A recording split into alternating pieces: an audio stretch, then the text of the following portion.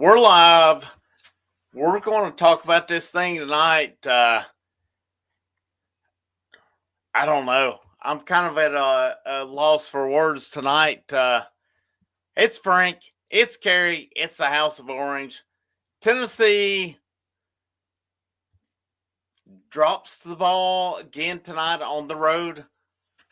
Georgia 31, Tennessee 17. Kerry, when you look at this game tonight, what's your overall thoughts on it? I mean, overall, it's hard to look at that game and say that Tennessee's not a top 12 team in the nation. Georgia played good. I mean, you have to tip your hats to them. Their offense played the best game of the season for them because they didn't come out early against Alabama. I mean, they looked good. They dominated their defense. Their defense, by far, the worst game of the season. You needed Tim Banks the most that game, and he let you down big time. Defense, goodness gracious, there was no pressure. They gave Beck a pillow and a blanket back there, and he just went to sleep. I mean, he had all day. And it wasn't like we were necessarily doing anything to try to get pressure. There was a few blitzes, but to me, in my opinion, if somebody dropped a percentage on blitzes, I don't feel like Tennessee blitzed as much as they normally do. But at the end of the day, that's also because of how bad the secondary was playing. I don't know, some guys were banged up. Will Brooks didn't look like he played that good. A lot of guys just got burnt. McCoy did not look very good. A lot of calls went their way. A lot of breaks went their way. Officiating is what it is.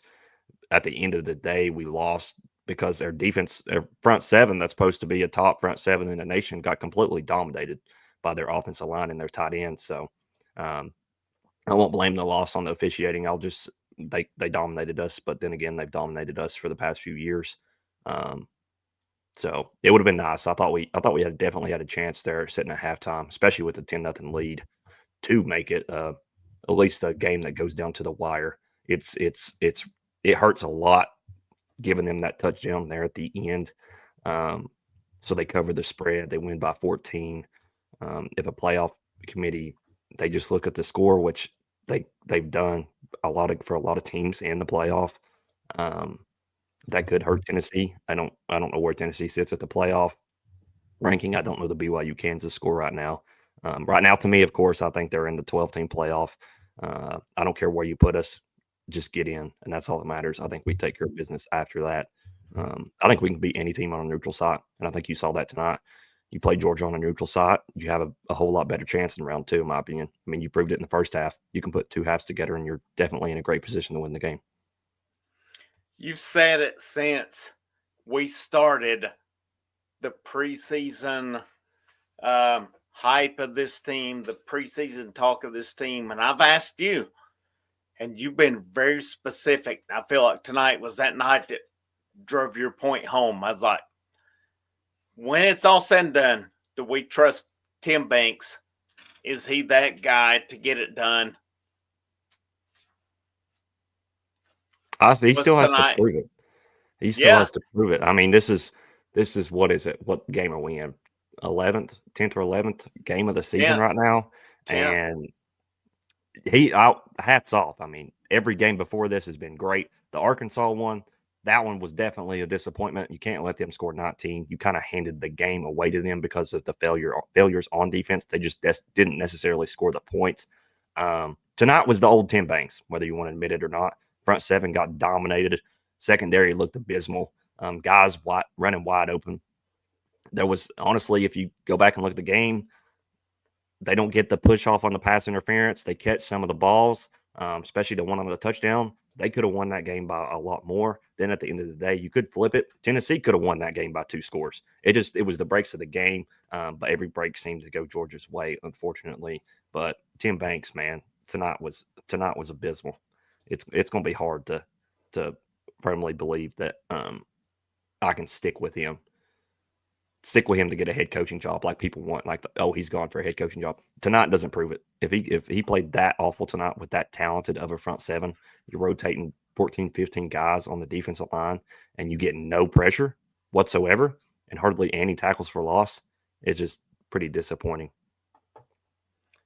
Is Tennessee done for the year as far as playoffs are concerned? No, I think that if Tennessee gets left out of the playoff, at worst they're sitting at 14th.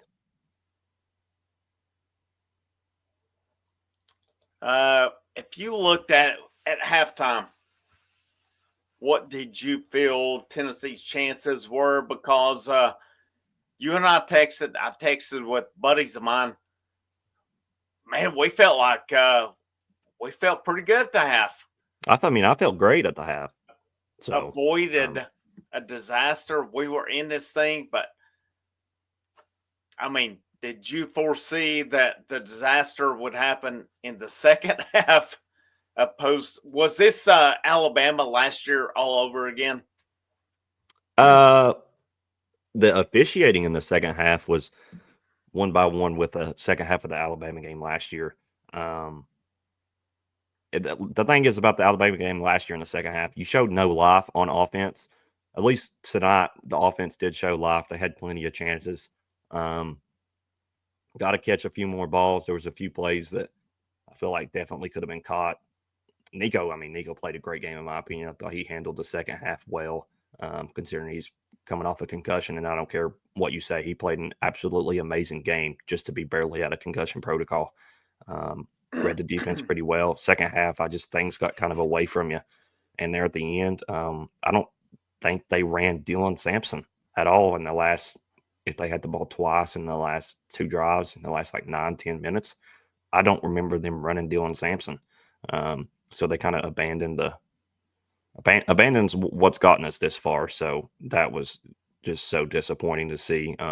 He got 101 yards, and I was thinking, wow, he's going to go for like 130 this game, and then they didn't even hand him the ball again. And I get that we needed a touchdown, but that 3rd and 2 that Nico got sacked on, I would have liked to seen a handoff right there just to get the first down and keep on moving with 1 minute and 30 seconds left. Yeah, I'm trying to hold it in a little bit right now because I'm really antsy to go off on this coaching staff, and it's going to happen here pretty soon. But yeah, I agree with everything you're saying tonight. I agree with everything of it. Let's look at some comments here. Refs did us no favors tonight. I thought we got some pretty sorry calls tonight. Oh yeah, that was. I mean, on their last touchdown drive, 2 false starts not called, and then one of them gave up a 30-yard play. So yeah, yep. Let's see. I think the refs won this game for Georgia, and Tim Banks failing to adjust. Well, it can't be both ways. It can't be the refs and Tim Banks. Tim Banks failing to adjust to the tight end, up the seam. What a joke. And our wide receivers are terrible. Can't get any separation. We'll talk about that here in a bit. Has anyone ever taught Squirrel White to catch the ball with his hands, not his chest? We're going to have a lot to talk about here. I really think so. What's your opinion? How'd you think? You've stated already. You thought Nico played pretty good, right? I mean, I thought he played great. He Yeah. missed a few throws, a little high at times tonight, but there was a lot of drop balls. He did have during the second half. He definitely, I don't know, a little bit more on the throws. He was kind of throwing it over receivers. Thornton, easy catch. Nobody around him. Nobody within 10 yards of him. Fumbles it and drops it. And there was times. I mean, in my opinion, he played great. Scrambled out of the pocket. There was times when he kept the ball and got a first down that we hadn't seen. That there was the time in the first half when he just kept the ball and ran it right up the middle. We haven't seen that, in my opinion, since Iowa. So to me, he looked like a totally different quarterback on that first drive. The way he looked on that first drive, man, he looked like an NFL quarterback in the first quarter, in my opinion. I thought he played good enough to win this football game tonight. If we're talking strictly about Nico, I thought he played good enough to win this football game tonight.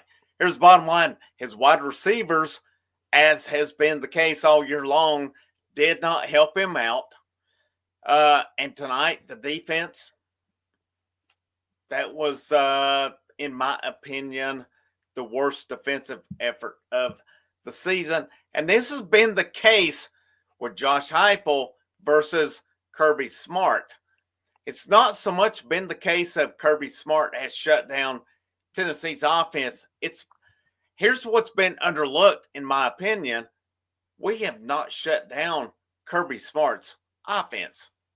And that was the case again tonight. They put up 31 freaking points tonight.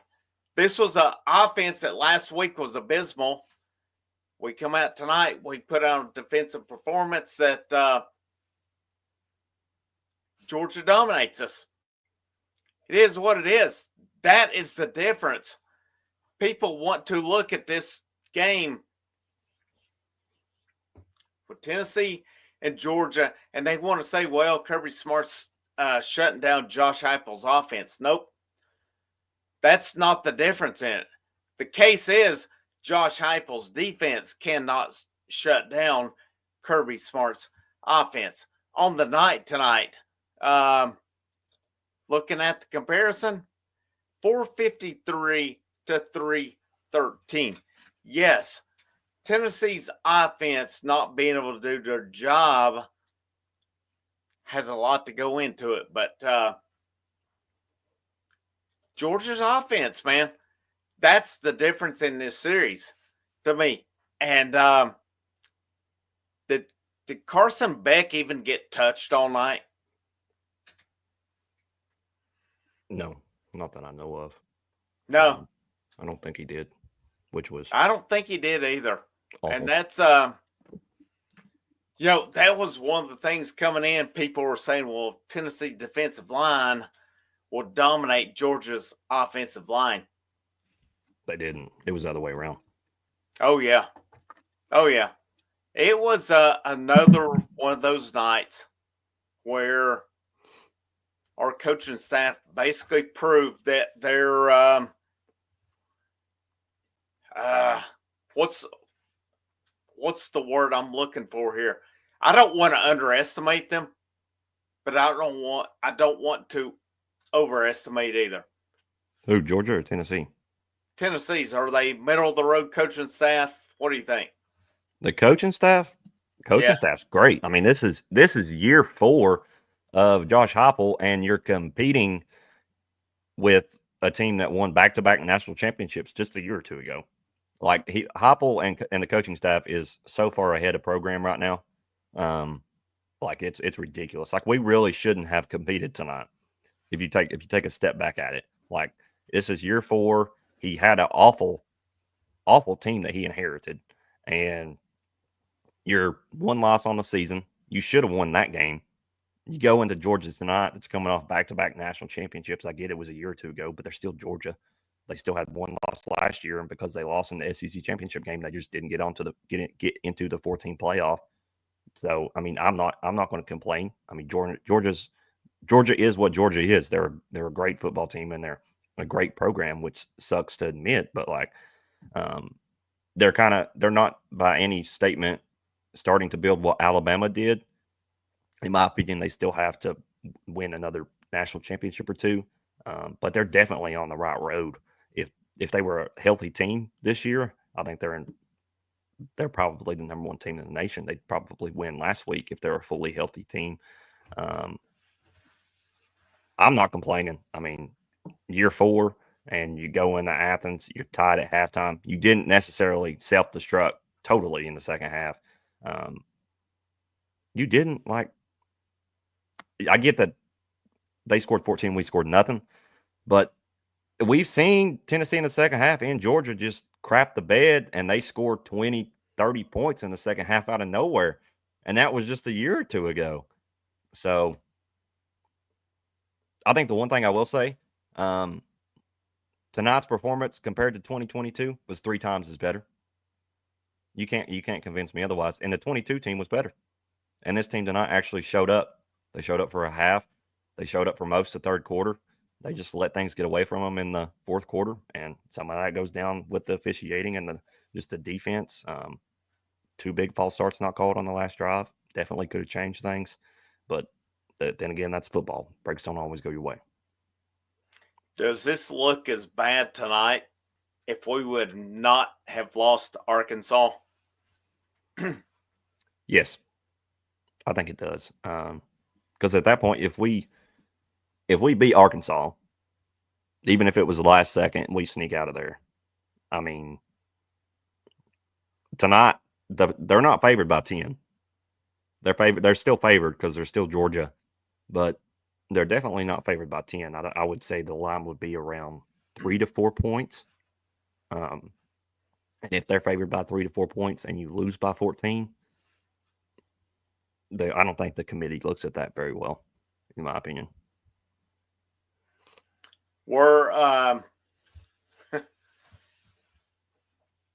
Georgia has lost on the road at Alabama, on the road at Ole Miss. So it's just one of those games you chalk up tonight to, hey, we played pretty good, but we lost to possibly inferior team at their home. What? You kind of cut out there for a second. Sorry. Is this one of those games where Tennessee is a good team, Georgia is a good team, and maybe we chalk it up to Tennessee just goes on the road. They played decent. Maybe they didn't take advantage of all their opportunities, but the bottom line, when it boils down to it, Tennessee didn't lose at home this year. Georgia is playing at home. Was maybe Georgia a little bit of an inferior team tonight? I mean, I wouldn't say that Georgia is an inferior team by any statement. Their 2 losses are still really good. The Bama loss is totally excusable. The Ole Miss loss isn't really excusable, but then again, things just kind of got away from them. But tonight was their season. Like they make the playoff if they won tonight, and they didn't make the playoff if they lost tonight. So their season was on the line, and I think a Georgia fan would gladly admit that. I still think the case could be made for a 9-3 Georgia to have gotten in. There would have been some straws that would have had to fall, but I still think, I mean, they're still Georgia. They're going to finish the season 10-2. Their 2 losses are on the road at SEC top 10 teams. What I look at for Georgia's sake is Ole Miss next week at Florida. They really need Ole Miss to win that one to try to get a higher spot, because you can't lock down a top 4 spot unless you win your conference championship, which is a joke in my opinion. I think now that we're a few weeks into this playoff rankings stuff, each week I've kind of realized I don't understand the whole 4 conference championship teams getting the top 4 seeds. I don't think it should be really worked like that. Then again, that's also kind of laying the ground for an SEC team to make an easier run to a Final Four championship game. I mean, I don't know how the SEC championship game is going to look like right now. I'm assuming it's going to be Texas and Alabama or Georgia. Alabama's sitting at 3rd in that spot, I would guess. Ole Miss, I don't know how Ole Miss is looking. I didn't want to make the SEC championship game anyway. I think that hurts you. If you lose the game, you wasted a week to get healthy. You're playing a really physical football game that could have really hurt your team, and then had to turn around in a week or 2 and play a playoff game. I think tonight solidifies Georgia at least a lock to host a playoff game at this point. If they're not 5 to 8, there's something wrong with the committee. It's just a matter of fact of where they rank Tennessee, in my opinion. And if Tennessee gets booted on the final Sunday of the rankings because Boise State wins their conference championship game, I think there's going to be some big issues that need to be addressed. Do you think a Tennessee team that wins out is a lock for the playoff? I mean, it mainly just depends on if Tennessee controlling their own destiny in that sake is how they do it. Do they beat the ever living crap out of UTEP next week and then go to Vandy and win by 2 scores. That's the only case that I think that they necessarily could argue for a lock. But Tennessee does have to get some help, in my opinion. I think they're in at 10-2, but for me to be comfortable, they still got to get some help. That could be Army beating Notre Dame next weekend. That could be Ohio State beating the brakes off of Indiana. But they still have Indiana as a 90% chance to get in right now anyway, no matter what the outcome of next week's game is. So I'm not really sure. I will be highly upset if they sneak in Ole Miss over Tennessee. I don't care that they beat Georgia at home. That loss to Kentucky is extremely, extremely, extremely worse than Tennessee's road loss to Arkansas, and that can't be argued. If they get compared head to head, I don't care that Tennessee and Ole Miss both played Georgia and Ole Miss beat them, and Tennessee lost to them. We played at different places, and you lost at home to Kentucky, and that's something that Tennessee just doesn't do. Yeah, I mean, if you look at those two, if we're comparing Ole Miss to Tennessee, so Ole Miss lost to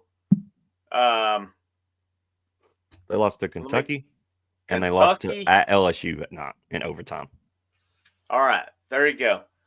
Tennessee lost to Georgia. They lost to Arkansas. If we compare the two, Tennessee beat Alabama. Ole Miss beat Georgia. Alabama beat Georgia. Well, now if we're comparing the two, Ole Miss lost to Kentucky at home.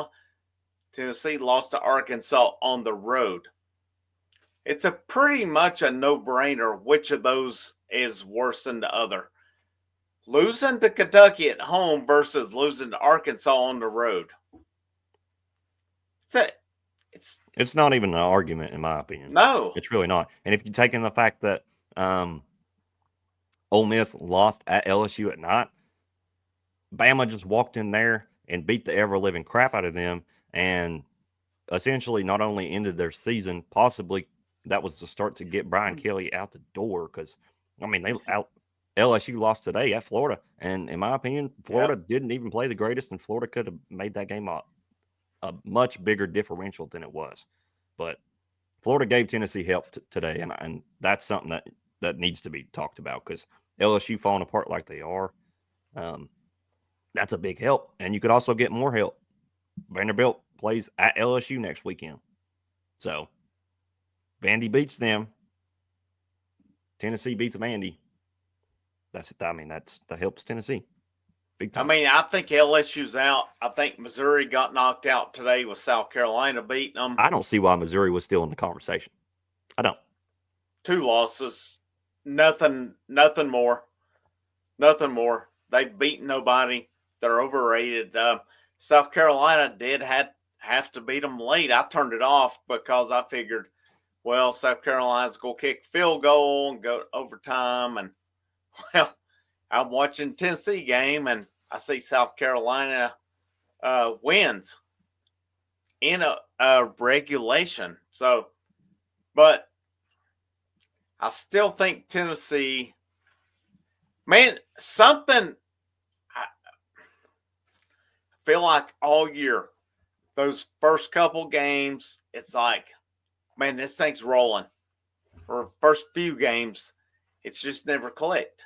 It just never hasn't. And do you think it's a case of maybe we're still not there from a talent standpoint? And maybe it's a case where not giving this coaching staff enough credit because you said it earlier. This coaching staff took over a program, had over 30 defections. The talent was abysmal. Yet they go to a bowl game the first year. Year 2, they go, 11-2? Win the Orange Bowl. Last year, you lose a lot of important guys. You still win 9 games. Is that a case where we maybe overestimated where this program should be at this point? And maybe this coaching staff is actually, in fact, overachieving. I don't know. I can Oh, play devil's advocate both they're ways, definitely but overachieving. I think that anybody that argues they're not overachieving is blinded or just now started watching Tennessee football. I mean, look at the product that Jeremy Pruitt put on the team. Look at the talent that he had. Look at the talent that the only decent players you had on the team left. And then Josh Heupel scrambles together a honestly really good season in 21. Puts together a miracle season in 22 that could have changed the direction of Tennessee football forever if you just show up against South Carolina. And then you continue to recruit. You continue to get depth. Still definitely not all the way there.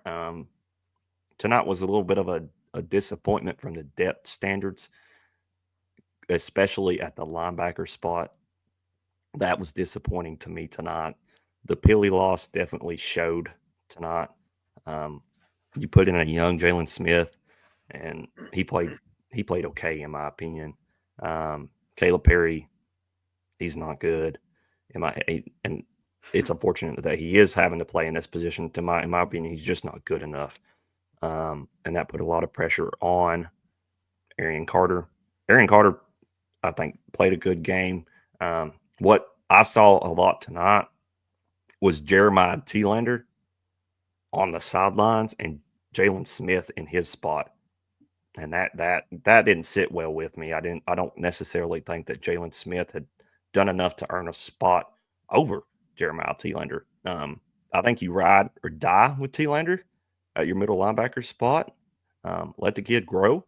And I don't know. They kind of threw a kid in there that's only got increased playing time over the last few weeks.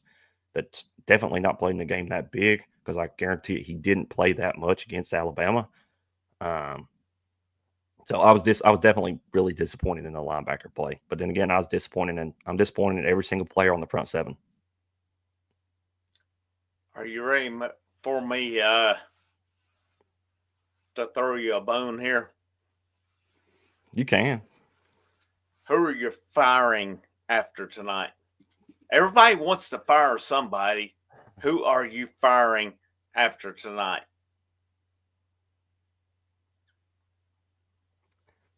I know who I'm firing, and it rhymes with 0.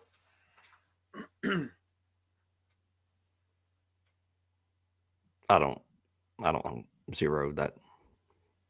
I mean, I'm thinking like it's not Gardner, it's not Inge. Martinez, maybe you could have a case, but he's turned around the secondary position this season. Ellerby, he's still got. I think that, gosh, Ellerby. I think that, in my opinion, if I was to fire somebody, it would be him. But, well, I guess, yeah. I guess I know 0 is you going with Pope, wide receiver coach? Because, I mean, the wide receiver room just going with no one. Awful. Nobody? 0 equals 0. Well, you said rhymes no with 0, tonight. so I didn't think that you were actually going to go with 0. Yeah. I mean, Kelsey Pope or Glenn Ellerby, I think they're definitely on the hot seat. Yeah. I'm not in the fire or anything, but I think I'm not firing anyone. Yeah, I was kind of trying to forecast with 0 on that one, but wide receivers are underproducing. Big time. I've really kind of thought the offensive line's been pretty good the last few weeks. But my thing isn't just about how they're playing in each game. It's the fact that if Lance Hurd goes down and John Campbell goes down, like you're in a really tough spot then. If Cooper Mays goes down, it's rough. Like the depth at the offensive line is why I'm firing him. There's been no production at that spot. There's guys starting that were transfers in.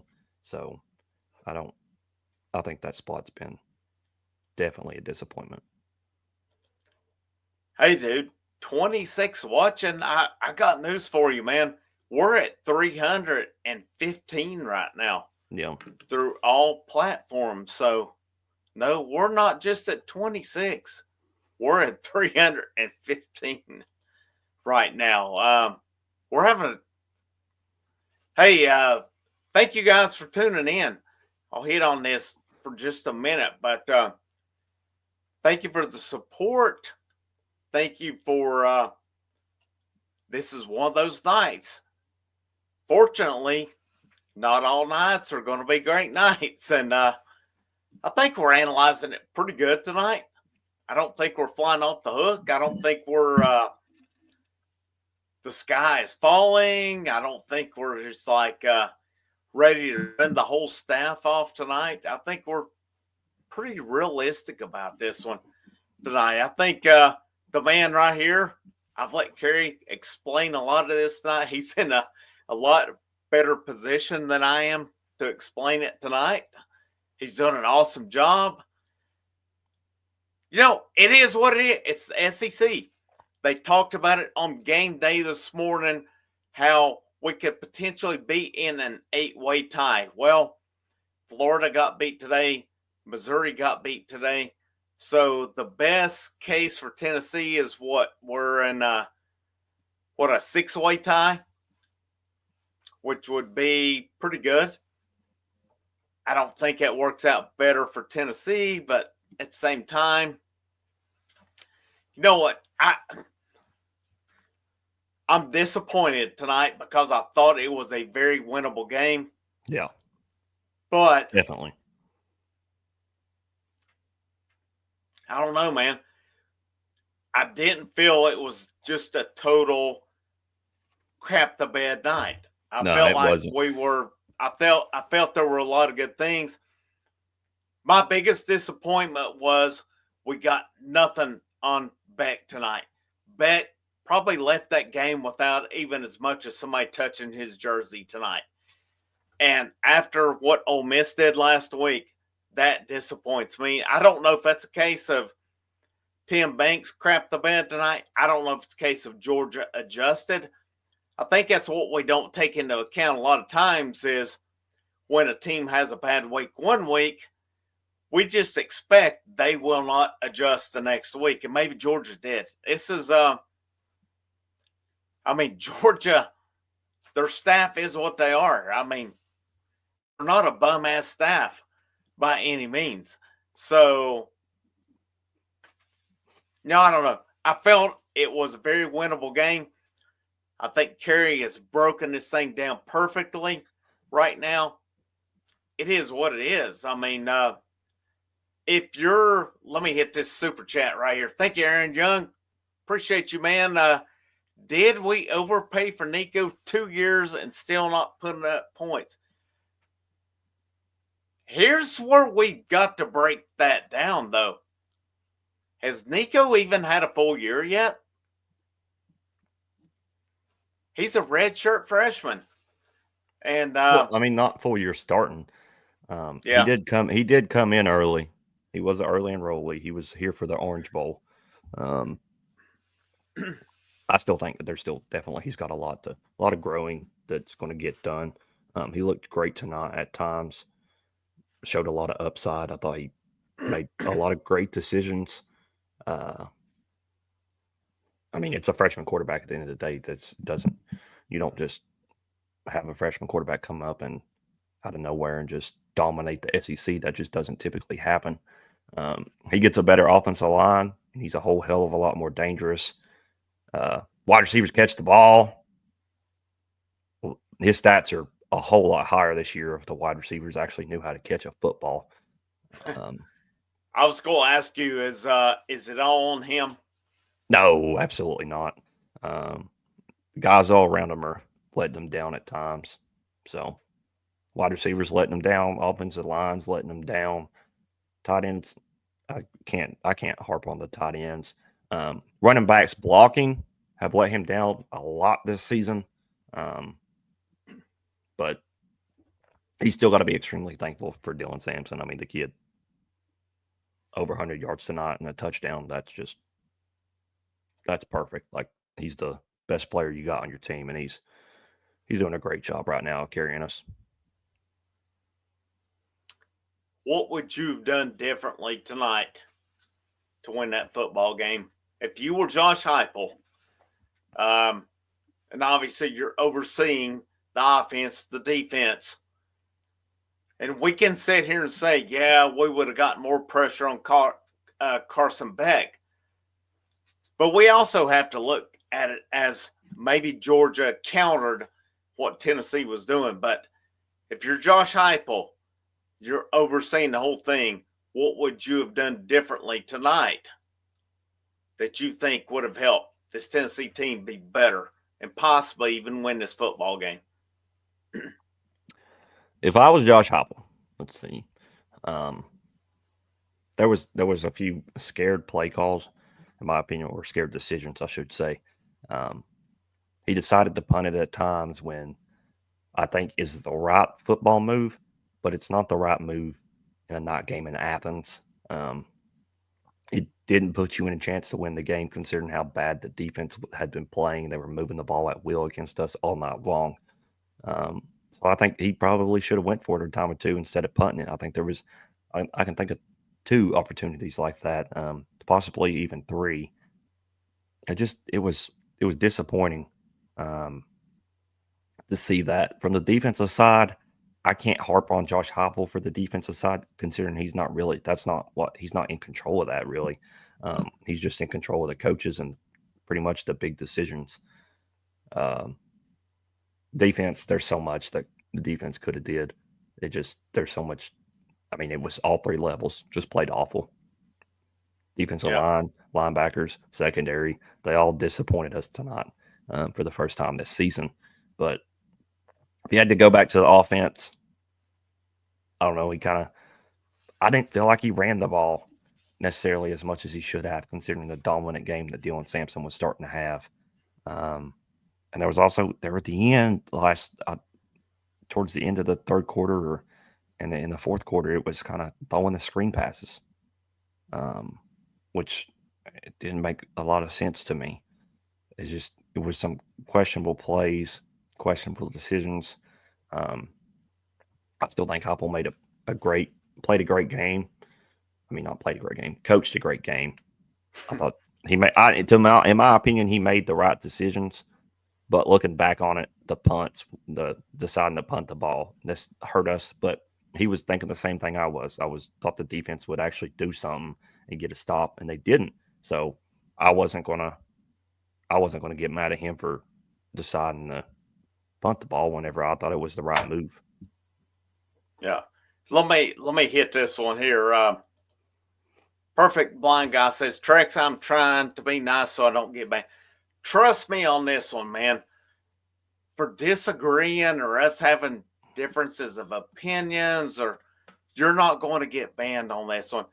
The only accounts I've banned have come from another channel that I was a part of, who have pegged me as some antichrist, some piece of crap, all these things that some narcissistic individual has pegged me as, but yet we've not heard both sides of the equation. So in the context of all this, if we disagree, it's okay, man.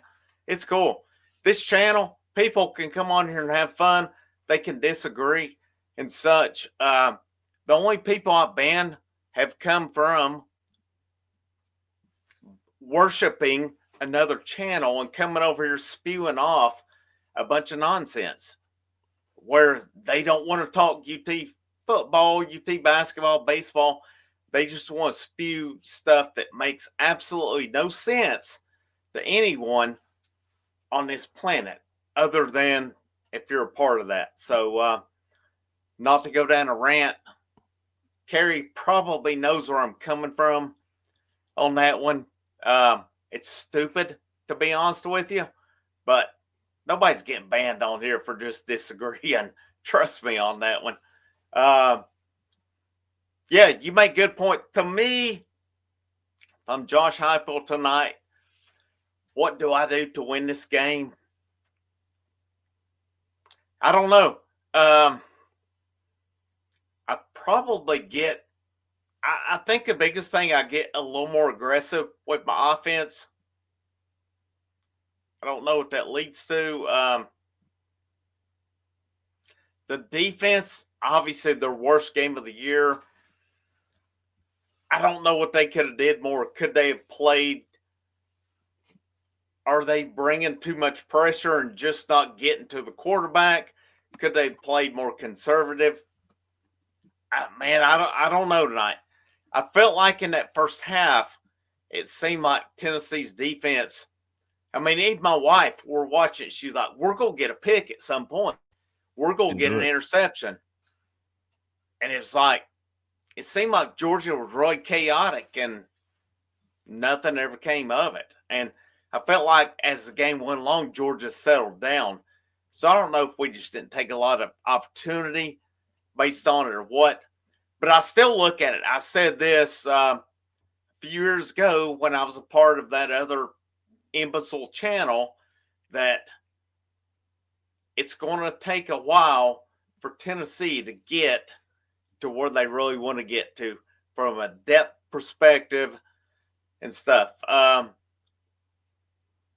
love to sit here and say I really think 2022 sped up the process probably a lot faster than we anticipated. We looked at 2023. They maybe backed off a little bit, but still 9 wins.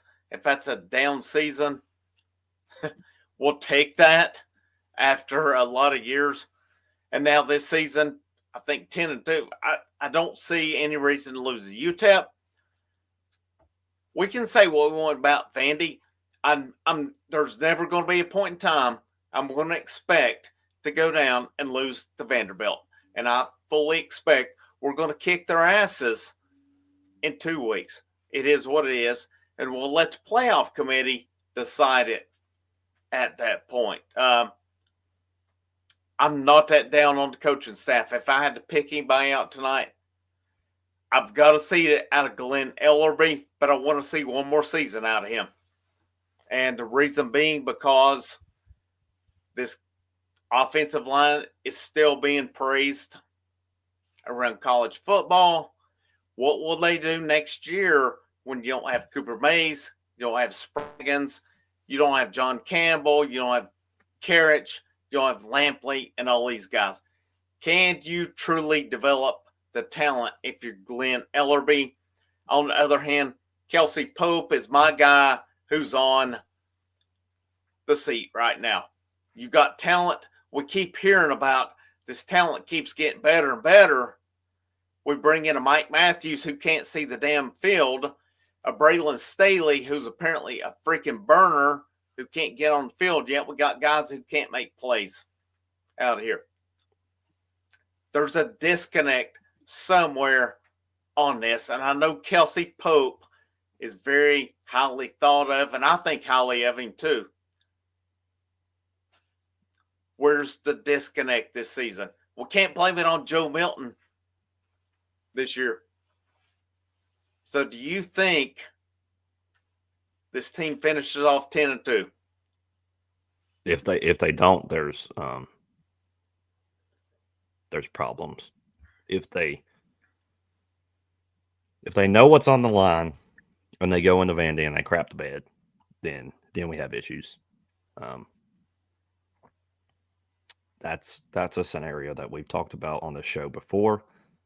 If they do that, it's crap hit the wall, and it's going to be a long off season, no matter the outcome of the bowl game. If we lose to Vandy, considering you're 10-2, you beat the ever living fire out of them. That helps your playoff chances. There's going to be a lot of SEC teams sitting at 10-2, and who did they give the boot to? If they give the boot to anybody, Oregon didn't look good tonight. They made a awful, and I mean awful, call. And a minute and a half left in the game, winning by 3. You got a field goal, like a 30-yard field goal to take a 6-point lead. to make Wisconsin's march down the field and score a touchdown, something they hadn't done, and you run a fake field goal, and it wasn't a magical fake field goal. It was snap to the holder and run to the left, and that could have came back and bit them. When I saw it live, I was like, oh my gosh, I can't believe they just did that.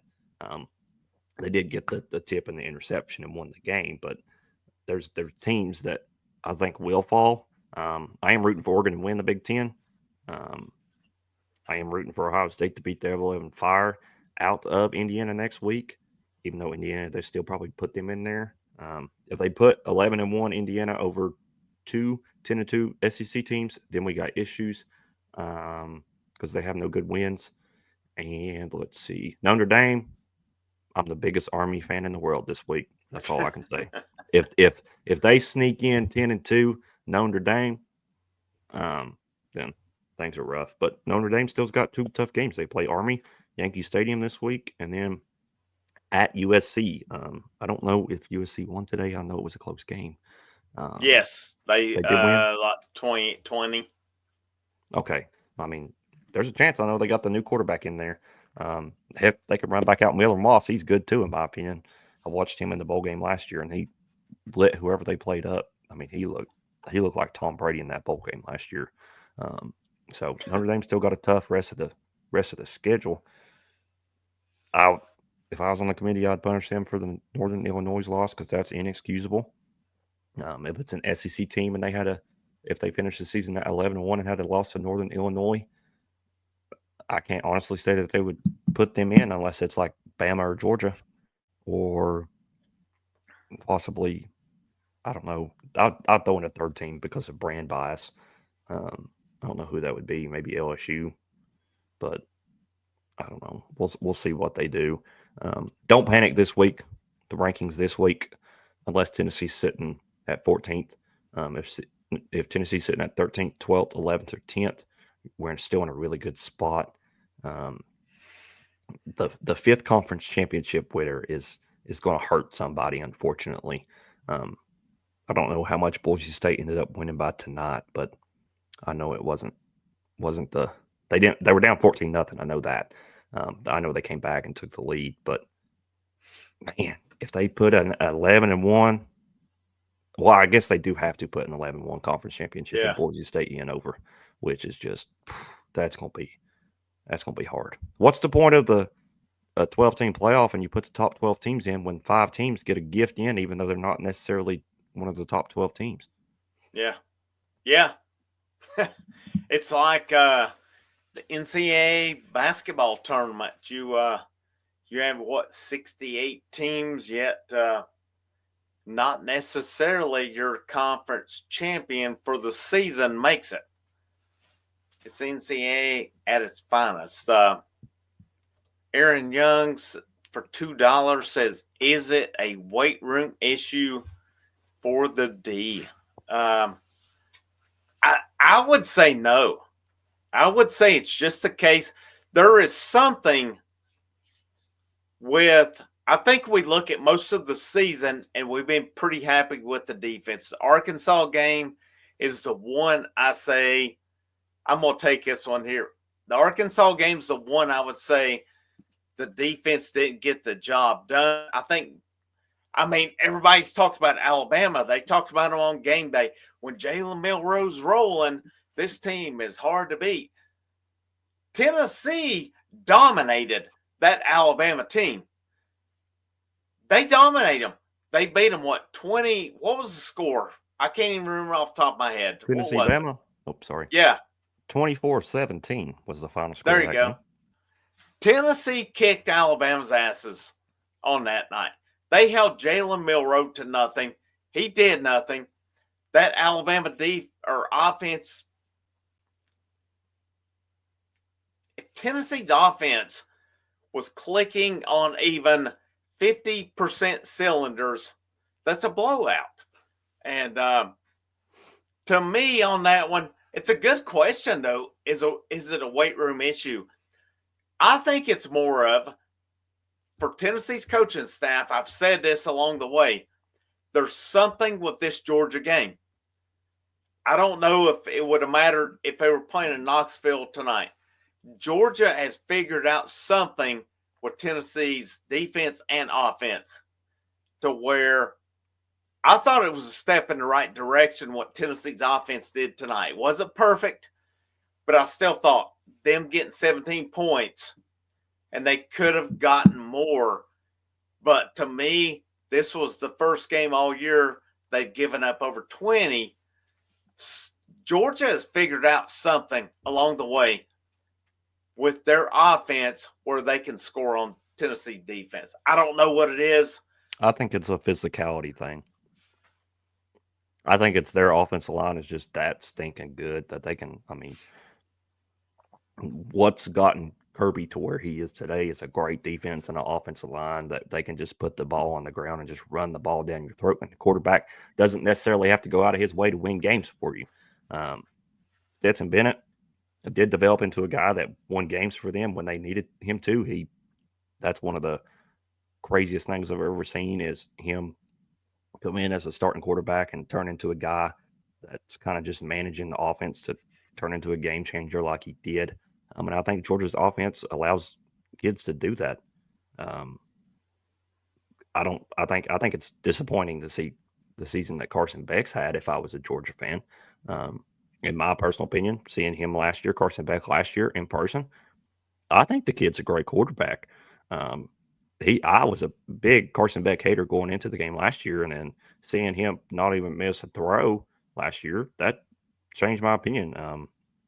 I've seen a lot of quarterbacks in person at Neyland Stadium, and he's one of the better ones I've seen. Like he was poised, he was composed. He just hasn't looked good this season. I mean, there's a lot of outside sources that are changing that. All the pressure's on him. He doesn't have Brock Bowers. He doesn't have the wide receiver stars that he did have. Well, they do have the guys. They're just not playing good enough. And then you got the girlfriend thing where he's dating the influencer. But he whooped Tennessee tonight. He did what Stetson Bennett did, and that was whoop Tennessee. Play your best game against Tennessee. So that's the best game he's played this season. And where's the disconnect with the Beck family? You got Carson, and then you got his sister who dances on the team. Did the milkman come into play? I shouldn't. Maybe he did. Maybe he did. I don't know. We'll just move on from that one. But Carson Beck coming into the season was rated the #1 overall prospect going into the NFL draft, and my fear tonight was Tennessee would make him look like the #1 overall prospect in the NFL draft. He had a good night. He had a great night. You can't. Yeah. He did. Let's say his numbers were 25 of 43, 47, 2 touchdowns. Could have had another one. Wide open guy, wide receiver dropped it. Yeah. Yep. That's Tennessee has to. It doesn't matter if it's Stetson Bennett, Carson Beck, or whomever. Georgia's offense has Tennessee's defense's number. It is what it is. That to me is going to be the difference in Josh Heupel's team's getting over the hump. I'm not ready to throw in the towel on Josh Heupel. All right, you said it earlier, man. Look at the situation the guy took over. Holy shit.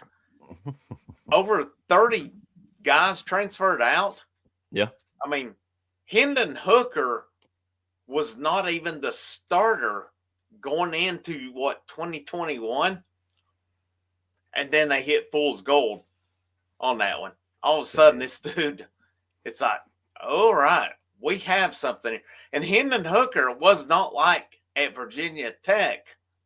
He was just Tom Brady or something. He was hit and miss. So, listen, I get it. I'm disappointed tonight as well. I thought there was more in the tank tonight, but at the same time, and I'm not giving up on Josh Heupel and staff. I think they have to get better specifically in this Georgia game. He's already proven he can beat Florida. He can beat Alabama. He has to get past that night game in the SEC. But I bet you if you looked at, if you looked around the conference at different coaches, I bet those night game SEC percentages are not very good. I mean, is there anybody you know of that comes to mind? It's like a Jedi when it comes to those SEC night games on the road. Yeah. Well, I mean, the only guy that's in conversation for it's Nick Saban, and he's retired. Yeah. I mean, I guess you could make the argument about Kirby Smart, but I don't necessarily know that they played that many road night games. Considering we just now switched over to ABC, all the big games, road games that he would have played would have been at 3:30. Yeah. And they would have got that spot every week. I know they played Auburn a lot of times when they played that game at 3:30. So Nick Saban be the only guy because Nick Saban could get it done against any team, anywhere, anytime. Yeah. I'm just not going to be that guy tonight that says, well, this team wasn't that good. We should have beat. I really feel confident Tennessee could have won this game tonight. But I don't think it's a case of the Arkansas game. Arkansas freaking sucked. They've proven it. They've beaten no one since Tennessee. They played their game of the season when Tennessee played them. That's the bottom line. I had Arkansas fans coming on here going on about, I'm an idiot. I don't know football. We're going to be 10-2.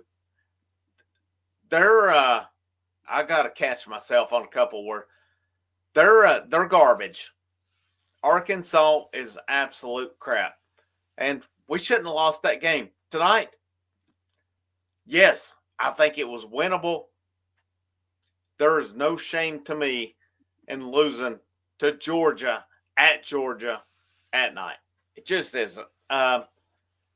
Were there aspects of it? I don't think either of us are totally like content with it by any means. But I mean, it is the SEC. It is what it is. We're still on the road to 10-2, in my opinion. I don't see it. There's never going to be a day I'm thinking we're losing Vanderbilt. We're going to beat Vanderbilt in 2 weeks. Yeah, they're having a good season. Hats off to them. They're going to get they're going to find out in 2 weeks. They just are. That's the way it is. Is 10-2 a disappointment to you? I know we both said 11-1, but are you when we annihilate Vanderbilt in 2 weeks? And I'm not underestimating them. It is what it is. We're going to whip their asses. Are you going to be disappointed in 10-2? I mean, by no means am I disappointed at 10-2. If you would have told me going into the season that the 2 losses were to Georgia and Arkansas, I'd say, well, you're right on half of that. We're going to probably lose to Georgia. That was something that going into the season I fully expected. I predicted. We both picked that one, did we not? Yeah. I mean, it came up literally until this week, the game week, until we saw Georgia get beat last week. For me to even really change my mind, if last Friday before Georgia got beat by Ole Miss, I still had us losing tonight. I wouldn't have predicted us to lose, but in reality, I knew that we were probably going to lose tonight. But the other side, if you would have told me the loss was at Arkansas, that would have been a total shock to me. I could have seen that loss being at Oklahoma. I could have seen that. I wouldn't have saw that loss being against North Carolina State. I think the loss, I would have expected a loss to Oklahoma. I didn't expect the loss to Florida. I know that we have our troubles with them, but I knew that just the schedule that they had, and just the team that they had depth wise, just was going to be rough. I would have probably said that the 2 losses would have been to Bama and Georgia. The only other loss I would have made the argument for would have been at Oklahoma. I don't see Tennessee. I never would have guessed Tennessee lose to Arkansas, considering how bad I thought they would be going into this season, and they still I really would have are. thought. My thoughts were Georgia. I think we were both in agreement on that one. My case was I have to see Tennessee beat Georgia to believe it at this point. And if there were, we both said 11-1, I would have picked Oklahoma or Arkansas. Probably more Oklahoma. I didn't foresee Oklahoma being Awful. as bad as they are this year. We both picked them to beat Alabama, Florida. I guess we both picked them to run the table at home. So that basically come down to either Oklahoma or Arkansas. I guess I can't say I'm totally shocked that they lost at Arkansas because they haven't won there since oh my gosh, it's been like close to 20 years on that one. But it makes sense because you look back, last year was Missouri. You said it specifically, they should have won that football game. Yeah. I've seen others say that as well. Year before that, it was South Carolina. Well, last year is also the Florida game. Yes, exactly. Year before that, South Carolina. Year before that, I mean, hard to say much because it was their first year on staff, but there were still games that first year. It's like, I mean, I looked at Music City Bowl where it's like, what the hell happened here? But I don't know. If we finish this season 10-2, if that's a down year for Tennessee football, that's pretty damn good. I don't think that's somebody would say that's a down year. Right, but I mean, if people are upset over it, you still have to make the playoff in a few years in a row, and possibly even get to the Final Four to playoff after 2 to 3 years down the road for you to even consider Tennessee being a disappointment at 10-2. I'm not considering 10-2 a disappointment, considering the fact that we're not recruiting in offensive linemen. Until I see the offensive linemen get recruited better, David Sanders Jr. is the only guy you got. You got the Nick Moore guy out of like Morristown, and that's it. Until I see an offensive line get put together that's worth a darn, that's just not straight out of the portal, relying on guys that come in for a year and then leave, it's going to be hard for me to be disappointed past 10-2 because the offensive line at me is something that has to be addressed, needs to be addressed. The only real reason why it's still competitive is because Cooper Mays is on his like 6th year, and you're just kind of Spraggins is on his like 5th year. So it just stinks to see that we've brought in nobody and we've developed nobody at that position. Do you have confidence in Glenn Ellerby to develop talent for next year? I think there's hope. I think that Lance Hurd's like that. He's flipped a switch and he's actually really good. He's your left tackle next year. Left guard, I absolutely love Sham Umerov. I mean, the kid's a warrior. Like that kid. He is probably the one guy that I can think of that's actually been developed. I think he starts at left guard next year or right guard if we don't bring in a guy or two. I think he deserves a shot. He's like next man in line at the left guard spot right now. Because Carrick's gone. I'm pretty sure he used his COVID year. Mays is of course gone. Spraggins is of course gone. John Campbell is thankfully gone. Dane Davis. It does hurt to see Dane Davis go away from this program just because he's from Blountville, Tennessee, which is near where I'm from. I saw him in high school. Walk on. So I won't bash on him. walk-on kid. Sullivan East High School. Yeah. I mean, I won't bash on a walk-on. I mean, he's gave his all for Tennessee. He's living the dream that many Tennessee kids do dream of when they're growing up. So, I mean, losing him does hurt just considering the fact that I love the kid. But there's 4 spots along that line. You put Umarov at 1. Center, you could put Satter right. Right guard, I don't know. I Damn, got you're no idea. reading my mind. You're way ahead of me right now. I got no idea. You're reading my mind here. Right guard, I don't know. Right tackle right now is Larry Johnson. But Larry Johnson's a mountain. I mean, dude is huge. Where are you gonna put David Sanders Jr.? He starts. Oh yeah, I forgot. I was talking about the moment his tire is in Knoxville. He's a starter. He will be the right tackle. I was just thinking off of the roster that we have right now. He starts at right tackle.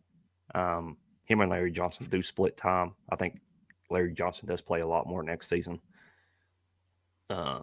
Interior though, I wouldn't be shocked if they add another guy or two out of the transfer portal. So I'm thinking, yeah, you're thinking the same way. Do you think Hurd could go to right tackle, or is he left tackle and David Sanders Jr. is the right tackle? He came here to be a left tackle. That's why John Campbell moves to right tackle this season. That's why John Campbell was pissed. So you think Sanders starts out right tackle? Yeah, I think he does. I don't think he just comes on campus and steals Hurd's job, considering Hurd's done a great job, especially once he's fully healthy next season, hopefully. Because, I mean, we're seeing him get healthy right now, and he's looking a lot better. Yeah, I agree. I think Sanders right tackle, Umarov is one of the guards. You pretty much hit it, man. That's why I said I was laughing. You've read my mind on this one because Satterwhite center, I think they go to the portal for another guard, and then you got Hurd. That's a pretty good offensive line. Nico, year 2. I don't think we can stress how much better he'll be in year 2 on it.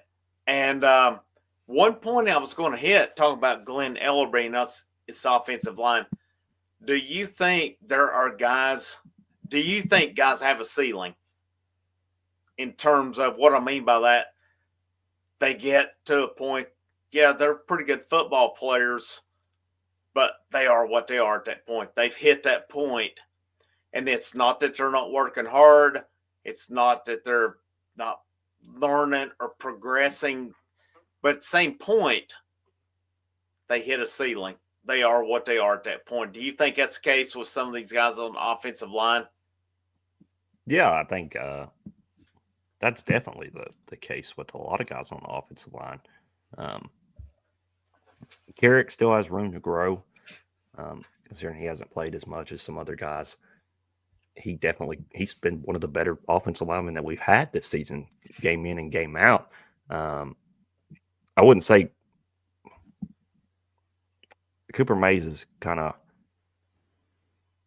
he's hit his ceiling, in my opinion, and his ceiling right now is elite. Spraggins hit his ceiling in 2022 and has kind of been the same guy since then. Campbell, his ceiling is what he's at right now, and it's just simply not good enough. Dane Davis has went well beyond the imaginable ceiling, in my opinion, and I don't understand why people continue to hate on him.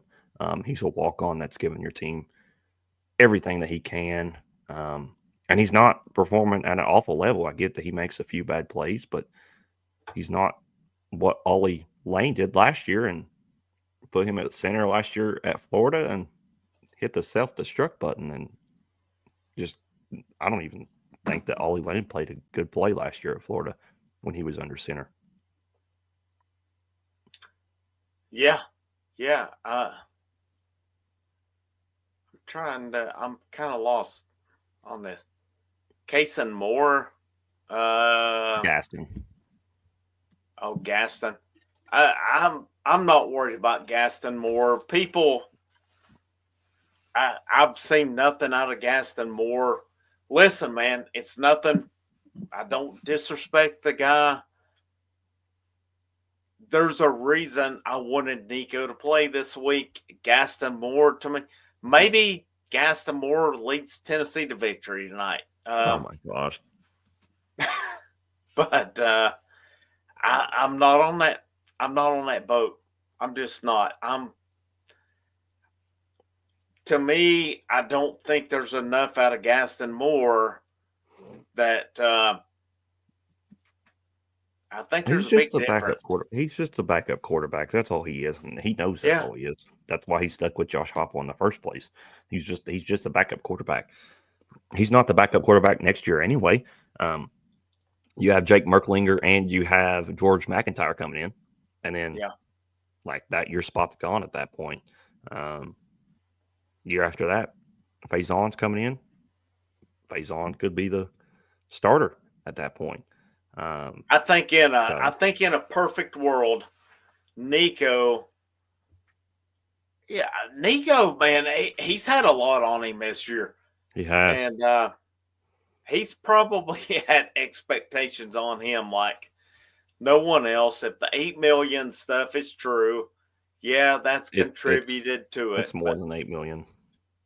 Yeah, I think so too. It's closer to 9 that I know of. That was at least when his contract got signed.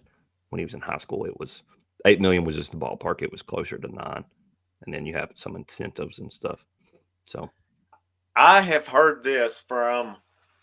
This was after I started my channel. Was still at the time in talking conversations with a former channel. They were in contact with someone, and they said that Tennessee's focus was at the time quarterbacks, left tackles, defensive ends.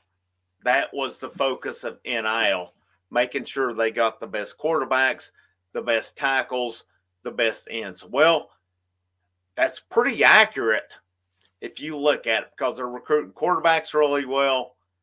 They're starting to make headway with tackles and their ends. I mean, they've gotten James Pierce, Joshua Josephs, Caleb Herring, Jordan Ross.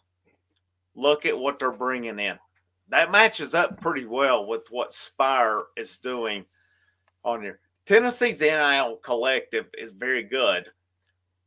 I think they're methodical in what they do. I think they're real specific, and they don't just I don't think they just throw money at any person that's out there. I think that's cost them some guys along the way. It's a different day and age, but Tennessee's doing very well with who they're getting. And I would imagine, like you mentioned earlier, we talked about Hurd, Sanders at your tackles, Umarov, Satterwhite. There's one position, whether it's left guard or right guard, they're going to have to go get. And I personally thought Douglas Utu, if they had gotten him, plugs in perfectly in that situation where we're finding someone. But I think they go get someone in the portal. Where they have to go from this point, they've got Nico. You mentioned it. Merklinger's going to be the backup. George McIntyre is going to be the backup to the backup. And I would not discount Jake Merklinger. I think a lot of people are. And then Faison Brandon, if things go according to plan, Nico next year balls out and he's gone. He's gone to the NFL as a first-round pick in an ideal world. Then it's an open game between Merklinger, McIntyre, and Faison Brandon.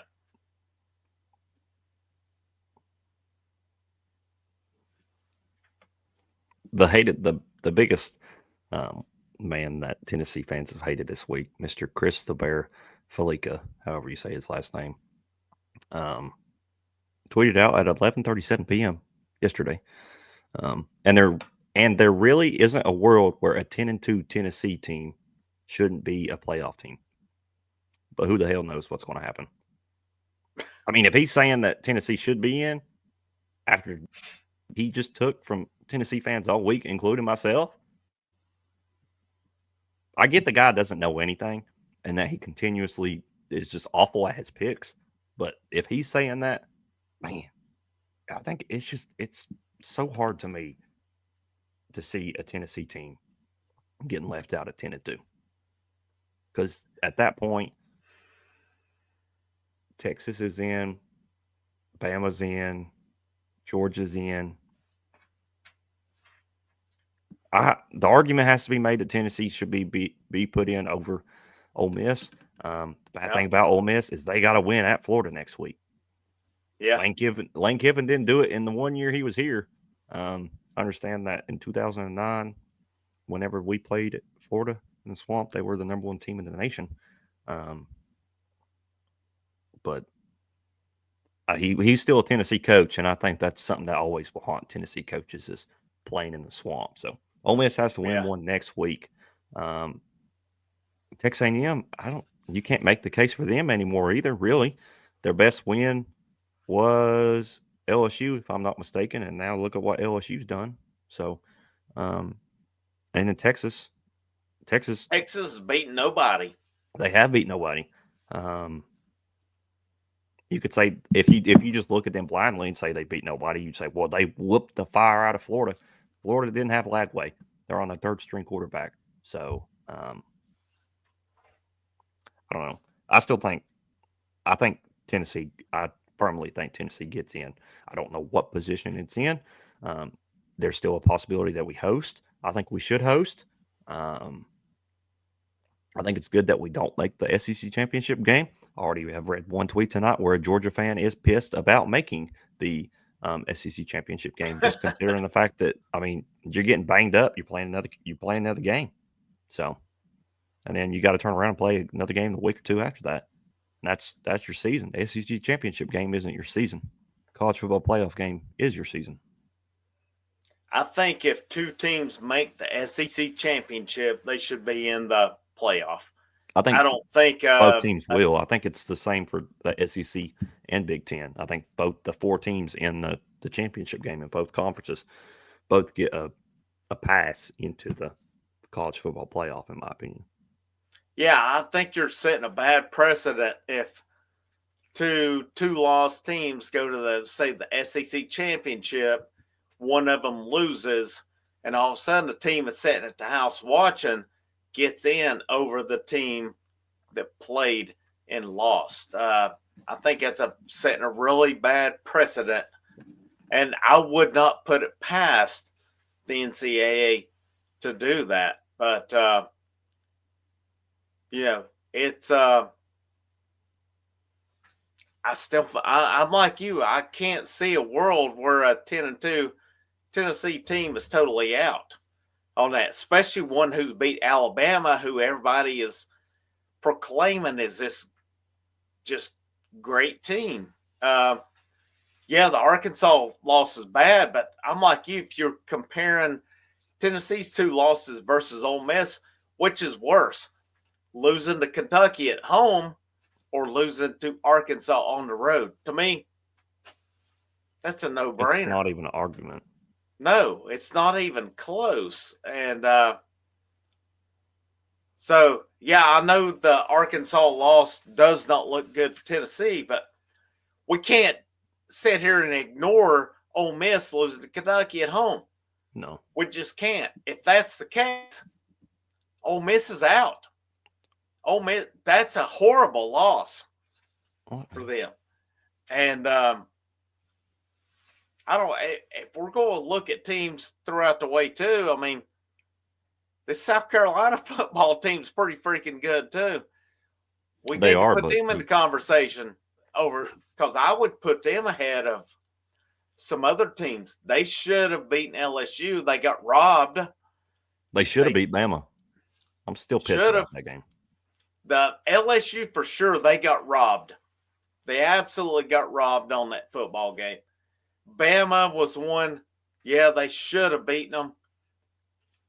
I would say South Carolina should, at worst, be 2 losses right now.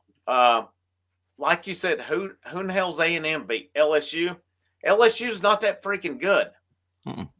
They're just not. That LSU team is so good. got beat at home by Alabama by 29 points. Tennessee beat that Alabama team.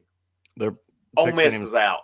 Texas A&M's best wins are home versus Missouri, but Missouri, that conversation's kind of out at this point. Yeah. And then I guess I would consider their best win, if you aren't discussing the LSU game, would be at Florida.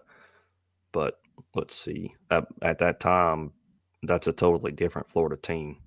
So Lagway still hadn't played enough. They were still splitting snaps in between Mertz and Lagway. But A&M did dominate that game.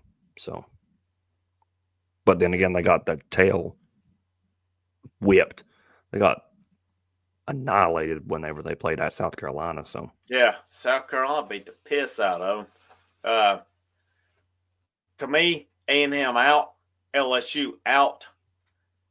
If we're comparing Tennessee versus Ole Miss, losing to Kentucky at home versus losing to Arkansas on the road, give me a break, man. It's not even close. I think the funny thing is if Texas loses to at Texas A&M, they played Georgia at home. They got beat at home by Georgia more than Tennessee got beat, and they played at Georgia. And then at that point, Texas's best win would be Vanderbilt at Vanderbilt.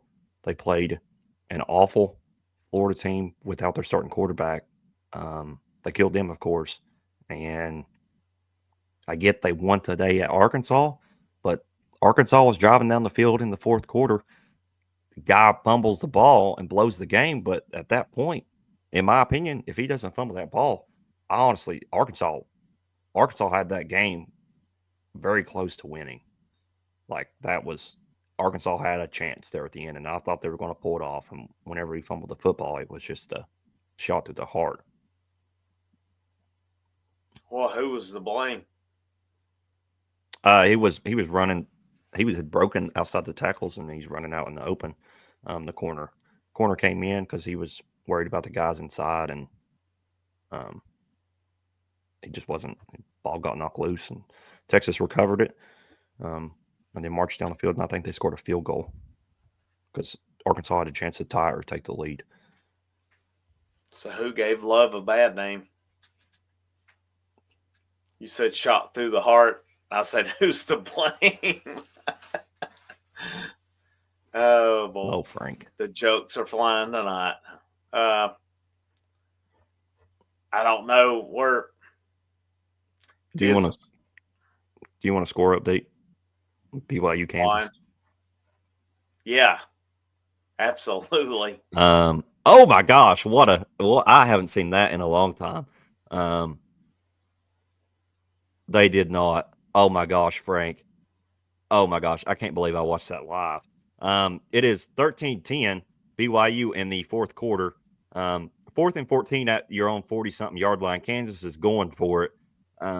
Quarterback steps back, takes the snap. Quarterback punts the football inside the 10-yard line. A BYU player runs up and knocks the ball forward. Kansas recovers it at like the 3 or 4 yard line. They went from a quarterback punt on 4th and 14 to recovering the football. And it's pretty interesting. 13-10 BYU. Pretty interesting that undefeated BYU was only like a 3-point favorite over 3-6 Kansas tonight. Yeah, they were only 3. Let's see. Did it hit them? Oh yeah, that's what it is. So they're trying to. I'm assuming they're going to review it. Punt lands at the 10-yard line. I'm guessing the BYU defender thought that it hit the Kansas wide receiver running down the sideline. So he tried to dive on it, completely whiffed on it, just straight shoulder bumped it forward. Well, it looks like on the official call on the field, they finally just called it was Kansas ball at the 4-yard line. So they're going to review it now. So if BYU loses this one, Tennessee has to be a lock. Here's the thing. You talked about it earlier, man. they talked about it on game day. It's like so SEC, ACC, Big 12, Big 10, those champions get in, and apparently it's the best, what they call it, group of 5. Conference championship winner. Touchdown, Kansas. Yeah. Kansas took the lead. Kansas is up 16-13, 13 minutes left in the fourth quarter. Oh, interesting. Just got to kick the extra point to make it a 4-point game. Nice. What? So that would put what? Probably Colorado. That would put. I mean, that it would at that point it goes down to who wins. The Big 12 gets in, but for Tennessee's sake, on Tuesday night, that helps Tennessee because you can't put a 9-1 BYU team that lost at home to Kansas, a 3-6 football team, above Tennessee or Ole Miss or anybody else. I mean, in my opinion, they should be below South Carolina, but we'll see. I think it's a case they said where, like right now, Boise State is the top. They're the top group of 5. Was a group of 5. If they were to lose, it would be Army, and then like Tulane. That's kind of the pecking order. So one of them gets in somewhere, and it said they were talking about it on game day. I guess, for instance, if Boise State ranked higher than, say, the Big 12 champion, they would be one of those top 4 seeds, where I guess then the Big 12 would go in somewhere in the middle. I don't know. It's all defeating the purpose of what they're saying, because last year when they let Florida State out, who was undefeated, they said, what's the best 4 teams? Yet they left Georgia out last year, who you can't tell me was not one of the best 4 teams. And I hate and despise Georgia, but they were one of the best 4 teams, probably one of the best 2 teams last year. Yeah. So, I mean,